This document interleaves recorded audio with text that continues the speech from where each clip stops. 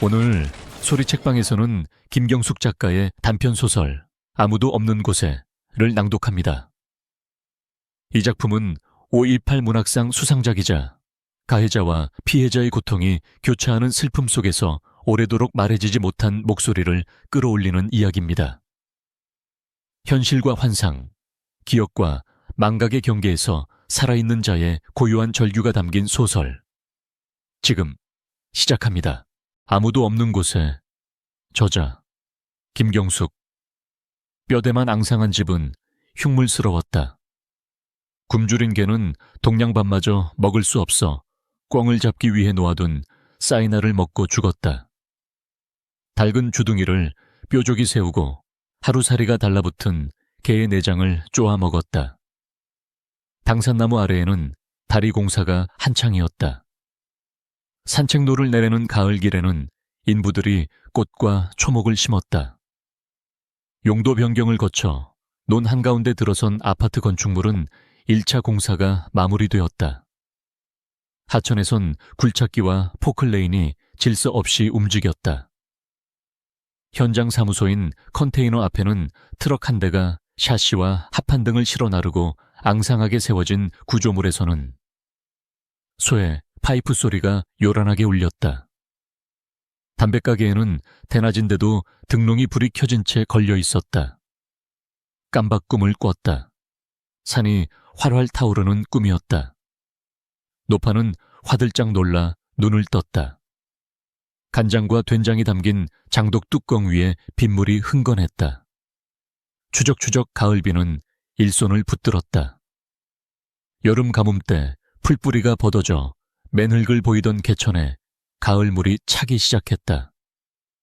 비가 내리니 단단한 흙이 물짓동 같네. 노파는 혼잣말을 했다. 밭되기의 깨와 콩이 드러누워 있었다. 해 좋으면 드러내어 멀쩡한 것 반만이라도 가려내고 싶었다. 가을 추수에 약이라도 올리듯 추적추적 여러 날 가랑비가 내렸다. 비라도 왔으니 그 불이 멈췄지. 야속한 비지만 고마운 비라고 노파는 생각했다.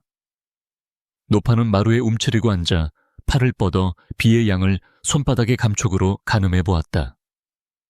다른 한 손은 엉덩이를 득득 긁어댔다. 미역가닥처럼 늘어진 빨래에선 곰팡내가 나고 비를 피해 들어온 날벌레들 때문에 물것이 생겨서 이곳저곳이 가려웠다. 마루 밑에서 개똥이가 풍기는 노린내는 눅눅한 습기와 섞여 역했다. 노파는 허리를 짚고 일어나 가을을 바라봤다. 잔돌이 보이던 얕은 가을물이 흙탕물로 변해 넘실거렸다. 물이 불기 전에 얼른 다녀와야 했다. 시내로 나가는 길에 버스 정류장 담배가게 할머니도 들여다봐야겠다고 노파는 생각했다. 대소변을 가리지 못하고 누워 지낸 지 여러 달이 되었지만 가보질 못했다. 어미 없는 간이를 돌보느라 시간이 나지 않아서였다. 간이 어미마저 집을 나가고 없자 혼자 해야 할 일들이 많았다. 아들 제사에 쓸 찰무리 떡을 시내 떡집에 맡겼다. 아들은 생전에 찰무리 떡을 좋아했다. 집에 불이 나지 않았더라면 직접 찰무리 떡을 시루에 쪘을 것이다. 찹쌀을 빻아 서리태콩, 대추, 밤, 단호박, 콩, 설탕을 넣어 얻고 버무린 후 견과류와 과일을 사이사이에 넣고 쌓은 다음 떡이 잘 익으면 참기름을 살짝 바르면 되었다. 김이 모락모락 나고 윤기가 자르르 흐르는 찰무리 떡을 아들은 앉은 자리에서 몇 개씩 먹곤 했었다. 찰무리 떡을 제사상에 올린 지도 35년째다.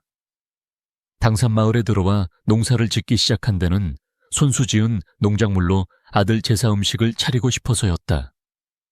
그런데 알곡만 보관해둔 광이 불타버렸다. 불이 난 후 영감은 잠만 자고 있다. 이마가 불가마처럼 뜨겁다. 영감의 벌어진 입속에서 더운 입김이 새어나왔다. 간이는 영감 곁에 엎드려 몸을 굴리며 놀고 있었다. 노파는 간이 궁둥이를 토닥이고 나와 문구멍으로 손가락을 집어넣어 문고리를 걸었다. 문이 잘 잠겼는지 흔들어 보았다. 안에서 잠긴 문이라 해도 영감이 일어나야만 열 수 있었다. 가을이 집 앞이라 간이의 안전을 위한 결정이었다. 노파는 문 밖에서 다짐하듯 말했다. 할미, 금방 갔다 올게. 대가 구부러진 우산이 마루 밑에 구르고 있었다. 노파는 우산을 펼쳤다. 가는 소의 살이 구부러져 잘 펼쳐지지 않았다. 노파는 우산 작대기로, 후리는 신용을 하며 개똥이를 꾸짖었다. 저놈의 주둥이 때문에 성한 것 하나 없네. 개똥이는 꼬리를 말고 자리를 옮겨 앉았다. 노파는 역한 냄새를 참느라 얼굴에 주름을 만들고 걸레로 우산의 먼지를 닦아냈다. 휘어진 우산뼈대는 앙상한 노파의 등을 닮았다. 짱짱하게 펴서 제 모습을 갖춰보려 했지만 이미 휘어버린 우산살은 도로 구부러졌다. 들어오는 승객이 없으면 마을버스는 들어오지 않았다. 빈차로 왔다가 빈차로 다니던 버스가 당산마을의 노인들이 하나둘 소천하고 없자 그마저도 오가지 않았다. 허탕을 치더라도 나가봐야 했다. 마을버스는 당산나무 다리에서 기다리면 됐다. 담배가게, 할머니 가게가 그곳에 있다. 담배가게 할머니는 가게 안쪽 문을 활짝 열어놓고 편의점의 주인처럼 방문턱에 걸터앉아 물건값을 받았다. 담배가게 할머니를 들여다보는 것은 다음으로 미루어야 했다. 오랜만에 와서 금방 일어나면 서운해 할 것이다. 비도 온 데다 아들 제삿날이라 바쁘다고 하면 되겠지만 아픈 사람을 두고 바로 일어나기가 쉽지 않을 일이었다. 마음이 조급하니 몸마저 허둥거려졌다. 그래서일까 돌길은 미끈거렸고 진흙길은 발을 잡고 늘어졌다. 억새는 젖은 옷을 스치며 난도질을 해댔다.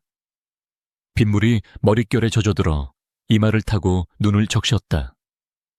노파가 옷소매로 눈을 훔쳐 닦아내자 마치 빗물 때문에 보이지 않던 것이 보이는 것 같이 진흙물을 일구며 버스가 다가와 멎었다.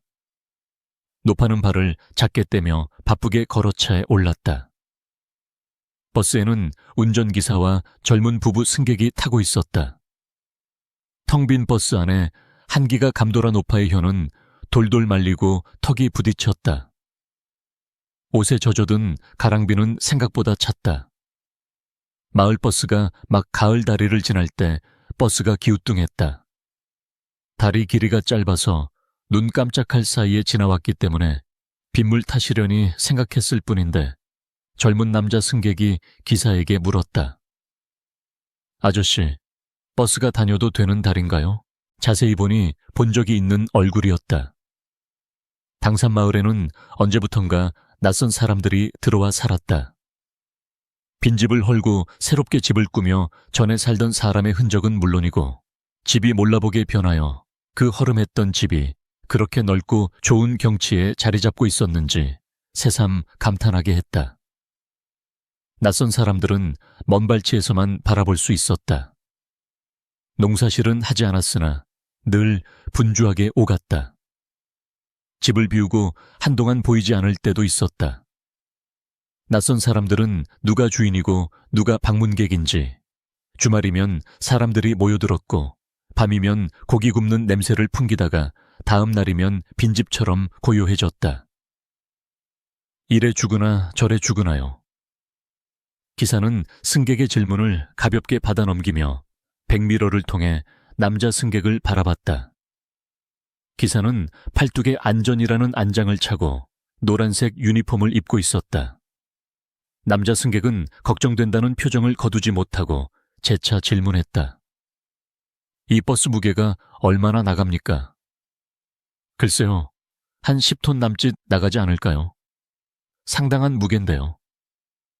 기사는 조금 전 가볍게 대답하던 표정과는 사뭇 다른 표정으로 농촌의 현실을 늘어놓기 시작했다. 이처럼 100m가 되지 않는 작은 교량은 법정 도로로도 포함이 안 됩니다. 그래서 주민의 건의가 없으면 점검조차 이루어지지 않는 경우가 대부분이죠.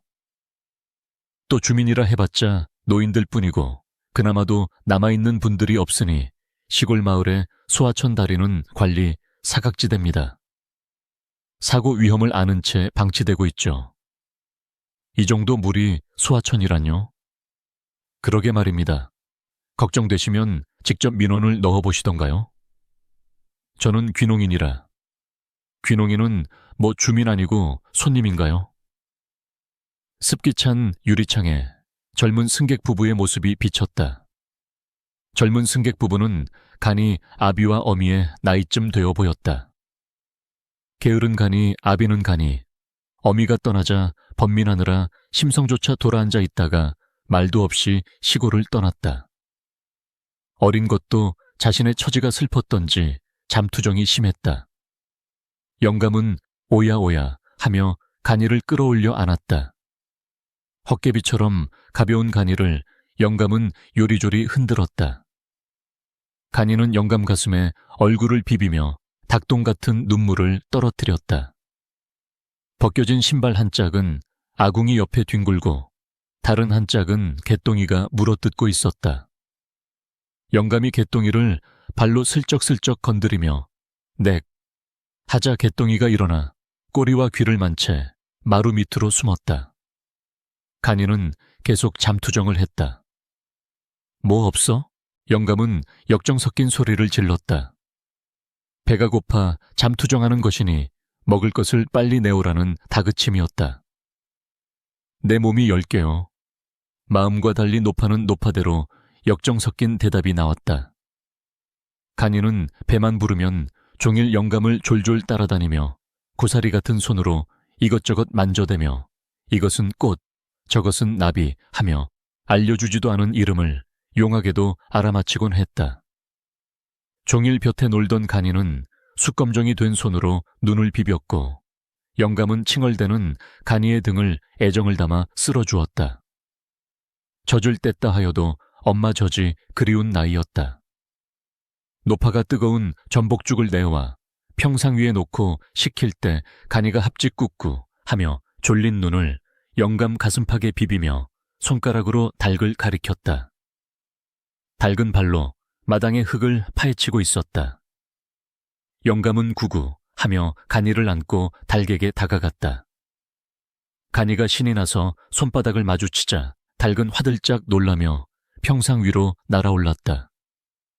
그것을 보고 개똥이가 마루 밑에서 급작스럽게 튀어나오자 닭이 놀라 꼬꼬댁대며 퍼덕거렸다. 그 바람에 막 담아내온 전복죽이 엎질러지고 말았다. 노파는 오살 맞을 것들 하며 새든 소리를 질렀다. 영감은 자신에게 하는 말 같았는지 괜스레 역정이 났다. 망할 할망구 하며 영감은 눈까지 흘겼다. 가엾은 간이 기분 맞추려다 그런 것 가지고 욕까지 하다니.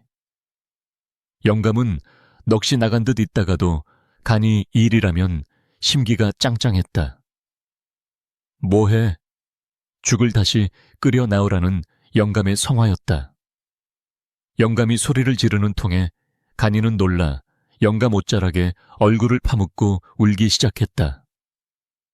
자식 잡아먹은 아비가 뭘 잘했다고 큰 소리여. 노파도 질세라 대거리를 쳤다. 간이 아비가 집을 나갔기 때문에 노파의 속은 속이 아니었다. 영감은 엎어진 죽 그릇을 잇는 힘껏 발로 찼다. 전에 없던 일이었다. 이제 제발 그 말만은 그만할 때도 되지 않았소. 라는 항변 같았다. 35년 동안 농사를 짓고 그 농작물로 죽은 아들의 제사를 지낼 때마다 한 번도 빠지지 않고 들어왔던 말이었다. 간이아비가 집을 나간 날 산불이 났다. 쇠죽솥에 넣어둔 쌀이나무가 요란한 소리를 내며 타고 있었다. 쌀이대에서 톡톡 소리가 날 때마다 불꽃이 쇠죽솥 밖으로 튕겨 나왔다. 노파는 닭의 방정 때문에 개똥이의 지저대는 호들갑 때문에 자식을 죽인 영감을 원망하느라 불이 옮겨 붙고 있는 줄도 알지 못했다. 영감은 왜 자식을 죽여놓고 넋이 나간 척만 하는지, 현실을 외면하는 것인지. 그렇다고 외면이 되는 것인지. 노파는 모든 것이 원망스러워 애먼 곳에 화풀이라도 하듯 신고 있던 신발을 벗어 개와 닭을 향해 던졌다. 개와 닭은 화들짝 놀라 달아나고 어디선가 나무 타는 향내가 진하게 났다. 쇠죽을 끓이던 아궁이의 불이 광 쪽으로 번지고 있는 것을 그때서야 알아챘다. 바람이 일자 불은 바람을 타고 자풀이 무성한 뒤란으로 옮겨 붙었다. 불이야. 다리가 후들거렸고 소리는 입안에서만 맴돌았다. 노파는 두 팔을 휘저었다. 영감은 몽유병 환자같이 뻣뻣하게 선 채 간이를 안고 있었다. 노파는 광으로 달려갔다. 허둥댈 뿐 고작 가지고 나온 것이라곤 깨와 콩 자루였다. 이것저것 가릴 것 없이 눈에 보이는 대로 들고 나오다 보니 보이는 것이 생각나는 것이었다. 불은 산꼭대기까지 타올랐다. 엄마? 간이의 목소리가 환청처럼 새어나왔다. 간이는 영감의 품에서 빠져나와 불꽃을 따라가려 했고 어미는 불꽃이 되어 꺼질 듯 필 듯 날았다. 어미는 잡힐 듯 멀어지고 멀어진 듯 하다 다가왔다. 붉어질 대로 붉어진 산은 단풍잎이 불꽃인지 불꽃이 단풍잎인지 모르게 타올랐다. 합지? 꿈에서인지 현실에서인지 간이의 목소리를 듣고 노파는 자다가 깨어 일어난 사람처럼 정신이 들었다. 다행히 안채는 온전했다. 바람이 불길을 산으로 몰고 갔기 때문이었다. 광은 숯검정이 된 채 형체만 남았다. 면사무소 직원이 다녀가고 군청 관계자가 다녀가고 산림관리 담당자가 찾아왔다. 영감은 기억을 잊어버린 표정을 하고 있었다. 노파는 영감에게 따져 묻고 싶었다. 왜 영감은 매번 기억을 잊어버린 표정만 짓고 있냐고. 기억을 잊어버린 것인지 기억하고 싶지 않은 것인지 기억이 두려워 도망치는 것인지 아들이 죽었을 때도 그러더니 지금도 그러냐고. 노파는 긴 호흡을 한숨처럼 내뱉고 개똥이와 놀고 있는 간이를 바라봤다. 간이는 막대기로 실개천 웅덩이를 파고 있었다. 실개천만한 물줄기가 산을 타고 내려와 마당을 지나 논두까지 이어진 도랑이었다. 간이의 얼굴에 햇살이 쏟아붓고 있었다. 개똥이는 간이 곁에 달라붙어 꼬리를 살랑살랑 흔들며 더운 혀로 간이의 발가락을 핥다가 허벅지를 핥았다. 간이는 간지러운지 개똥이를 밀쳤다. 개똥이는 더욱 드세게 얼굴까지 핥았다. 노파는 간이를 바라보며 근개하고 말을 시작했다. 말을 시작할 때마다 하는 노파의 버릇이었다. 노파는 말 주변이 없는 데다가 하고 싶은 말이 너무 많았다. 때문에 무슨 말부터 어떻게 해야 할지 가닥을 잡지 못했다. 근개. 간이는 아비어미가 없는 내 7대 독자요. 간이 아비는 6대 독자고 내 아들은 5대 독자요. 간이 아비는 내 손자고 간이는 내 증손자요. 간이 아비도 부모 없이 자랐소. 내 5대 독자가 죽고 없기 때문이요. 내 아들 5대 독자는 25년 전에 죽었소. 노파는 거기까지 말을 내뱉듯 한 다음 가쁜 숨을 몰아쉬었다. 두서없는 말들이 가슴을 뚫고 입 밖으로 쏟아져 나왔다. 공무원이 말을 잘랐다. 무슨 말을 하는지 알아들을 수도 없었을 뿐더러 노파의 말을 듣는 편보다 먼저 찾아온 용건을 말하는 게 대화가 빠르겠다고 판단했는지. 할머니, 나무 한 그루 값이 얼만지 아세요? 어떻게 다 배상하실 거예요? 무호는 귀가 먹은 노파에게 말하듯 큰 소리로 말했다. 이것이 내 잘못만이요? 뭐라고요? 공무원 무호는 노파가 실성한 것은 아닌지 노파를 바라봤다. 노파의 말을 정작 알아듣지 못한 쪽은 공무원이었다. 공무원은 불을 내서 문제라고 말했지만 노파는 아들이 죽은 날부터 문제는 시작되었다고 말했다. 아들이 죽지 않았다면 간이 아비가 그렇게 잘하지 않았을 것이고, 그렇게 잘하지 않았다면 간이 어미가 말도 없이 나가지 않았을 것이고, 간이 어미가 나가지 않았다면 간이 아비도 집을 나가는 일은 없었을 것이다. 간이 아비가 집을 나갔기 때문에 간이가 울었다. 간이가 울었기 때문에 영감과 노파는 속상한 나머지 불이 나는 줄도 모르고 투덕거렸다. 그렇지만 노파의 생각은 말로 잘 표현되지 않았다. 근게, 저 영감이 쇠죽을 끓이는 뒤 우리 간이가 웁디다. 우리 간이가 7대 독자요. 6대 독자는 간이 아빈디 집을 나갔소. 왜 나갔냐 허머는 내가 얼러 키워서 그라요. 아비 어미도 없어서 가여버서 얼러 키웠소. 할머니, 공무원이 또 말을 자르려 하자 노파는 공무원에게 말할 틈을 주지 않으려고 서둘러 말을 이었다. 어떻게 불이 났냐면은 내 6대 독자 간이 아비가 집을 나가서 그러요. 그날따라 간이가 울고 닭과 개가 와서 죽을 쏟고. 할머니, 독자 얘기는 그만하시고요. 나라 살림을 파괴한 죄가 얼마나 큰지 아세요? 노파는 솟는 울분을 막으려고 가슴을 누르며 부걱부걱 말했다. 내 7대 독자가 울고 내 6대 독자가 집을 나갔소.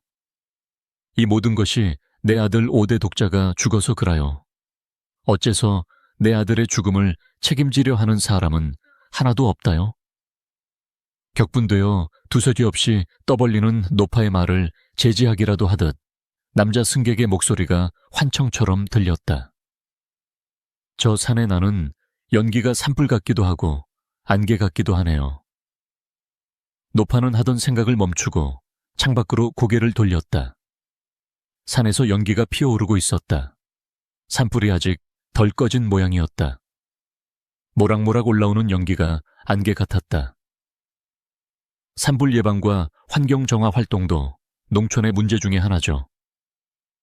기사의 동문서답에 승객 부부는 더 이상 대꾸하지 않고 시선을 창밖에 두고 있었다. 먹거리 장터에 마을 버스가 멎었다. 버스에서 내린 노파는 약국부터 들렀다. 약사가 증상을 물었다. 근게 하고 노파는 숨을 돌린 후 나무 토막처럼 토막말로 영감의 증상을 설명했다. 누워 자요. 아들 제삿날 그럴 사람이 아니라서 아픈 게 틀림없는 것 같소. 집에 불이 나서 광과산이 다 타버린 후 누워 잠만 자요. 입안에서 더운 입김이 나오는 것이 열도 있는 것 같소. 의사가 증상을 한마디로 줄여 말했다. 놀랬군요. 약사는 하루에 2번이라는 투약 횟수를 적은 봉지를 노파에게 건넸다. 노파는 약국을 나와 서둘러 떡집으로 종종 걸음을 쳤다. 가을물이 불면 걱정이었다. 영감이 일어났을까? 간이 혼자 노는 것을 두고 나왔기에 마음이 조급했다. 노파가 찰물이 떡을 찾아 마을 버스로 왔을 때는 버스 안은 비어 있었다. 마음이 다급해진 노파는 서둘러 출발하길 바라지만 마을 버스는 대체로 시간보다는 승객 수 위주로 움직였다. 당산 마을엔 마을 버스를 이용하는 승객은 없다. 낯선 사람들이 당산 마을에 들어와 살지만 그들은 빈집과 소마구간을 헐어 담벼락이 높은 집을 짓고 센서를 달고 커다란 개를 마당에 풀어 키웠다. 그 속에 사는 사람들은 어떤 사람일까? 지나가는 차 방향에 따라 검은 차는 이 집, 은색 차는 저 집 하며 차와 집을 연결해보는 정도였다. 어떤 집은 주말만 내려와 살다 갔다. 그들은 농사를 짓지 않았다. 상추와 가지, 호박과 오이 등을 심어 자기들 먹는 것으로 만족하는 정도였다. 농사를 짓는 사람들도 간혹 있었지만 단순 농작물이 아닌 농업생명공학연구라는 편말을 걸고 유전자 변형 작물을 재배했다. 성공하면 외국으로 수출될 품종이라고 했다. 농사는 기계가 했고 사람들은 비 오면 우산을 쓰고 둑길을 산책하거나 통유리로 지은 집안에서 비가 그칠 때까지 나오지 않았다. 미련한 늙은이야 꾀도 없고 요령도 없어 몸써서 일만 한다지만 머리 좋고 젊은 사람들은 몸써 일하지 않았다. 담배가게 할머니마저 떠나고 없다면 당산마을은 아무도 살지 않는 곳이 될 터였다. 당산나무 몸통에는 금줄이 왼쪽으로 감겨 있었다. 잊혀지는 것을 잊지 않겠다는 의미인지도 몰랐다. 당산나무 수심 길이에 따라 다리를 건널지 말지 판단하곤 했다. 당산나무가 물 깊이를 가늠했다. 깊이로 따진다면 영감 마음만큼 깊을까마는. 그렇게 속 깊은 사람이 왜 그런 짓을 했을까? 자식 먹여 살리려고 그런 짓을 했을까? 아들을 죽인 이후 넋이 빠진 영감은 온정신이 아닌 채 살았다. 그런 영감에게 높아는 가슴을 후비는 말들로 괴롭혔다. 그렇게라도 하지 않으면 죽을 것 같은 힘든 세월이었다. 영감은 노파의 비수 같은 말을 들을 때마다 형벌을 감면받는 것 같아서 참고 들어왔을까? 참지 않는다면 또 어쩔 것인가? 영감이 내 아들만 죽였는가? 내 아들과 같은 생떼들은 또 얼마나 죽였는가? 영감은 인두겁이다.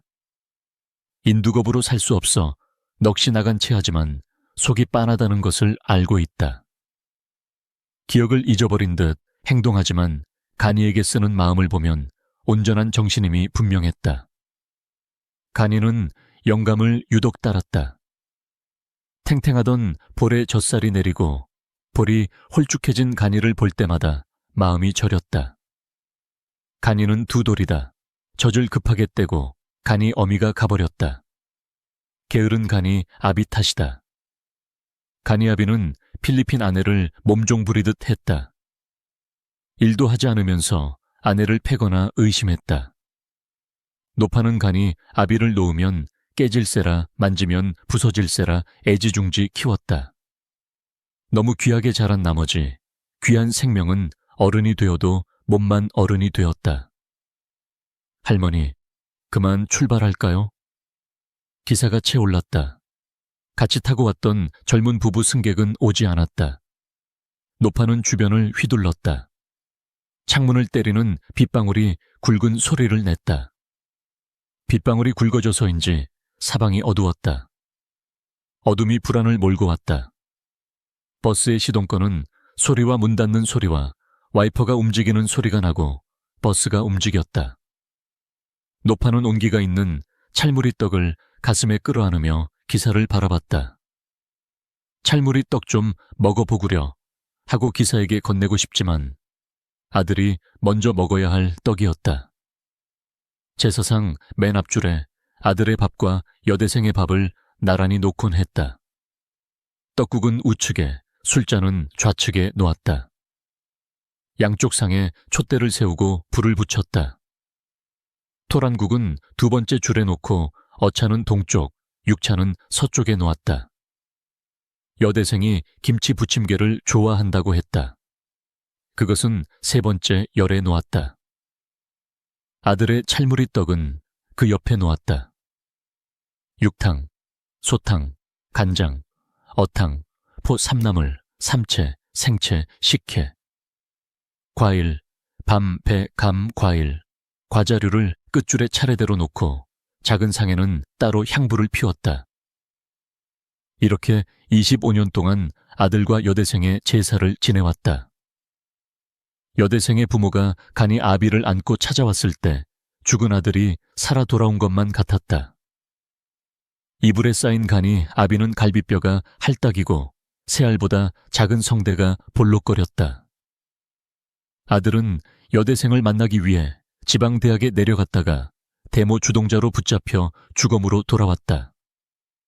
여대생도 1년 후 아들 따라가니 아비를 낳다가 갔다. 떠난 자식을 붙들고 산 세월은 혼이었다. 제삿날 아들이 찾아올 거라는 희망을 붙잡고 살았다.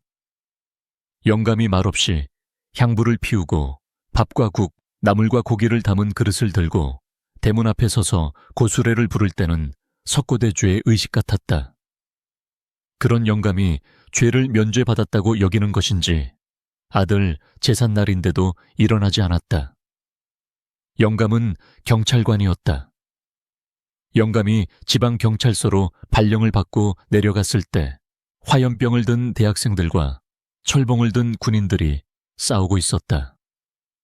그때 영감이 받은 임무는 배후 세력을 알아내는 일이었다. 무조건 밝혀내 영감의 임무를 취조 담당관에게 지시했다. 영감은 아들이 서울에 있는 대학에서 공부하고 있을 것임을 의심하지 않았다. 그래서 잔혹한 명령을 내렸던가, 자신과는 상관없는 일이라고 생각했기에 내릴 수 있는 명령이었던가. 명령의 완수는 출세였다. 부질없음을 알았을 때는 삶을 통째로 잃은 후였다. 배후 세력을 자백하지 않는 청년을, 자백할 것이 없는 청년을 취조 담당관은 영감 앞에 끌고 와 앉혔다. 영감은 청년을 한동안 바라봐야 했다. 청년의 늘어진 어깨와 머리 두상과 고개 숙인 가름한 얼굴과 긴 팔과 어깨 너비와 다리 굵기가 낯이 익었기 때문이었다.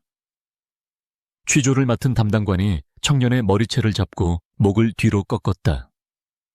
사람의 얼굴이라고는 할 수 없는, 살아있는 사람이라고는 할 수 없는 청년이 턱을 뒤로 치켜들린 채 석회처럼 마른 입술을 달싹거렸다. 아버지, 취조 담당관은 청년의 머리채를 쥐고 책상에 박고 또 박았다. 청년의 머리에서 피가 흐르고 몸은 공처럼 말려 바닥으로 굴렀다. 끝까지 해보자는 거지? 취조 담당관의 목소리가 취조실 벽을 치며 울렸다. 청년이 영감을 아버지라고 불렀을 때 영감은 왜 이 청년이 나를 아버지라고 부르는가? 고문 때문에 정신이 돌아버린 것은 아닌가 생각했다. 청년이 타들어간 입술로 말했다. 아버지. 영감의 가느다란 아래 십술만이 달싹일 뿐 놀람은 모든 신경을 굳게 만들었다. 뭔가 해야 한다고 생각했을 때 취조 담당관은 청년의 가슴을 구두발로 지시겼고 의자를 들어 머리통을 깨부셨고 발뒤꿈치로 청년의 입을 틀어막았다. 청년은 눈을 부옇게 홉뜨고 영감을 바라봤다.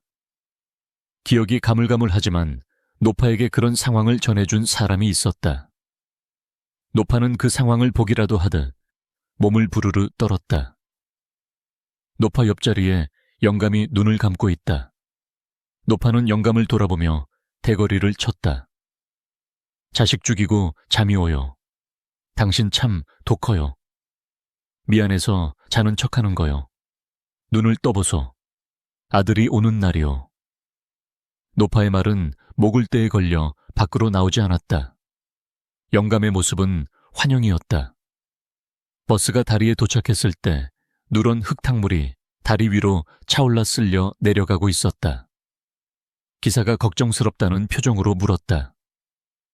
할머니, 가실 수 있겠어요? 함원 가야지요. 마을버스는 진흙물을 튕기며 멀어져 갔다.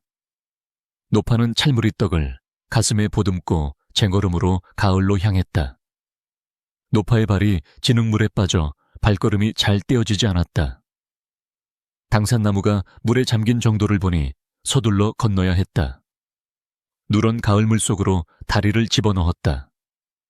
노파는 우산을 지팡이 삼아 발걸음을 디뎠다. 물이 가슴까지 올라왔기 때문에 우산을 폈다. 떠있는 것을 붙잡고 의지해야 할 만큼 몸이 밑으로 빠져 들어갔다. 디뎌야 할 다리가 짚히지가 않았다. 노파가 허우적거렸다. 물 위에 떠있는 몸이 수면 아래로 가라앉았다. 노파는 온 힘을 다해 팔과 다리를 허우적거렸다. 누런 흙탕물이 세차게 밀려왔다. 노파는 휘몰아치는 물살을 거머쥐려 했지만 누런 흙탕물은 입을 벌리고 노파를 삼키려 달려들었다. 안 된다. 이놈들아. 노파는 찰무리떡을 악착같이 끌어안았다. 이대로 죽을 수는 없었다. 목숨이 아까워서가 아니었다. 가을 물 속에서 간이의 울음소리가 환청처럼 들렸기 때문이었다. 낮과 밤이 지나갔다. 불도 켜지 않는 방 안엔 영감과 간이만 있었다. 간이는 영감을 흔들어 깨웠다. 작은 손으로 영감 코와 볼을 꼬집었다. 영감은 한 자세로 누운 채였다. 밤 기온이 차갑고 영감 몸도 차가웠다. 문고리가 바람에 쓸리는 소리가 났다. 간이는 소리 나는 쪽으로 다가가 문을 흔들었다. 문은 어둠을 꿀꺽하고 삼킬 듯 무거운 소리를 냈다.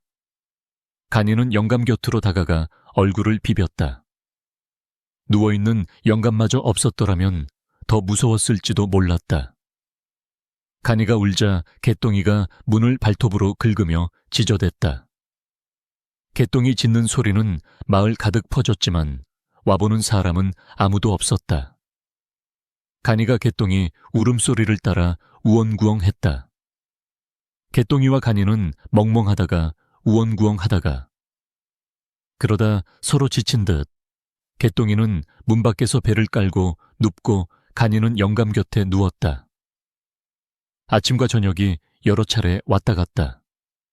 간이의 뱃속은 물도 들어있지 않아 꼬르륵 소리도 나지 않았다. 별처럼 총총한 간이의 눈은 느리게 깜박이다 눈을 뜬 채 잤다. 여러 날이 지나는 동안 비는 그쳤다. 물결이 칠 때마다 노파의 옷은 꽃잎처럼 팔랑거렸다. 알록달록한 옷은 피로 물들인 것처럼 붉었다.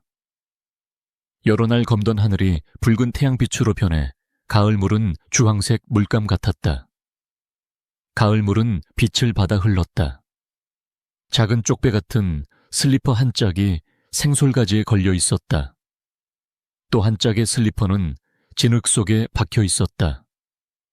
노파의 손엔 찰물이 떡과 몰아쥔 생솔가지가 한 움큼 쥐어 있었지만 경찰은 자살이라는 것을 입증하려는 듯 진흙에 파묻혀 있던 신발 한 짝을 들어 올렸다. 잠시 후 경찰차와 구급차는 노파를 싣고 멀어져 갔다. 한적한 마을은 아무도 살지 않는지 나와보는 사람이 없었다. 낯선 사람들이 들어와 헌집을 헐어 새집을 짓고 논과 밭 구분 없이 비닐하우스를 둘러 품종 재배에 나섰다. 오로지 당산나무만이 그들을 지켜보고 있었다. 소리로 전하는 문장들, 오늘도 들어주셔서 감사합니다. 아무도 없는 곳에, 그곳에도 누군가의 목소리는 있었겠지요. 다음 이야기에서 다시 인사드리겠습니다. 소리책방이었습니다. 구독과 좋아요는 힘이 됩니다.